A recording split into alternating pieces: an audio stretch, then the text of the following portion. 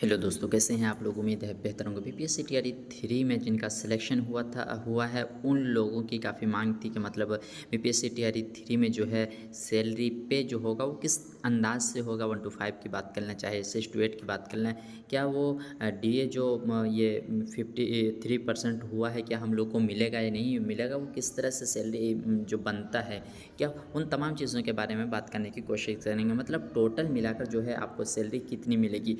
तो आज हम जो है हम बात करेंगे ये जो सैलरी बनकर जाता है स्कूल के माध्यम से, वो किस तरह से बनकर जाता है और क्या क्या आपका भी किस तरह बन के जाएगा वो देखते हैं।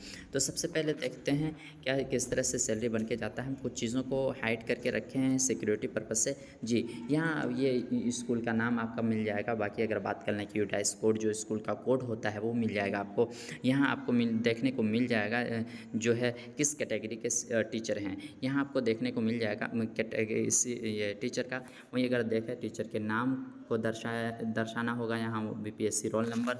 वहीं अगर हम बात करें किस तरह के ये शिक्षक है तो बीपीएससी यहाँ पे डेट ऑफ बर्थ आपको देना होगा और इसमें जो होगा डेट ऑफ ज्वाइनिंग देना होगा।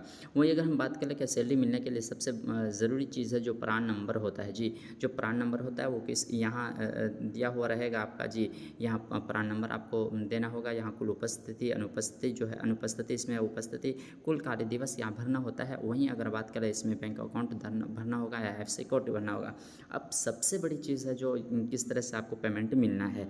आधार कार्ड यहाँ आपको भरना होगा। उसके बाद जो है बेसिक, सबसे पहले जो है एक बेसिक मिलेगा। जो अभी जो बीपीएससी से बहाल हो रहे हैं उसमें जो है बेसिक उनकी सैलरी जो होती है कितनी, 25,000 होती है। जी, कितनी होती है, 25,000 बेसिक सैलरी होती है। वहीं अगर हम डीए की बात कर लें जो कि 53% होता है, तो 25,000 का 53% अगर आप निकालना चाहेंगे तो 13,250 होगा। कितना होगा, 13,250 होगा। वहीं अगर हम बात कर लें एचआरए जो का हाउस रेंट मिलता है वो 4% से बढ़कर अब जो है 5% हो गया है, जो कि 1250 होगा।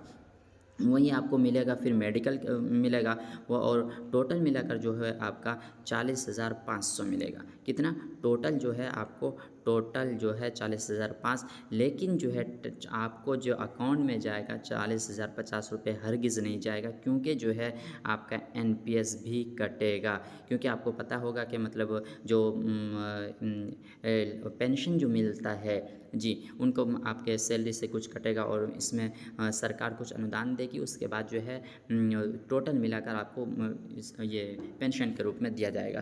तो आपका जो नेट कटेगा, जी, तो यहाँ आपको 3825 रुपया जो है आपका कटेगा इसके एनपीएस के लिए। एनपीएस के लिए आपको इसमें से टोटल में से इतना कट जाएगा। और वहीं अगर बात कर लें 30 रुपये जीआईएस कटेगा। वहीं अगर टोटल डिडक्शन की बात कर लें तो 3855 रुपया आपका कट जाएगा। कितना, 3855 रुपया आपका कट जाएगा। और नेट पे जो होगा आपका टोटल जो मिलेगा आपके अकाउंट तक आएगा 36,645 रुपया आपको आएगा। वो किस हिसाब से 53% आपको मिलेगा। बाकी और भी क्या चीज़ ज़रूरी है सैलरी मिलने के लिए, सबसे पहले जो है आपको प्रान नंबर निकालना खुलवाना होगा। वो ज्वाइन के बाद होगा। क्या कुछ डॉक्यूमेंट प्रान नंबर के लिए लगेंगे वो तमाम चीज़ें हम वीडियो के माध्यम से आपको ज़रूर बताएंगे। तो अगर चैनल पर पहली बार है तो चैनल को सब्सक्राइब करके बेल आइकन को ज़रूर दबा लीजिएगा।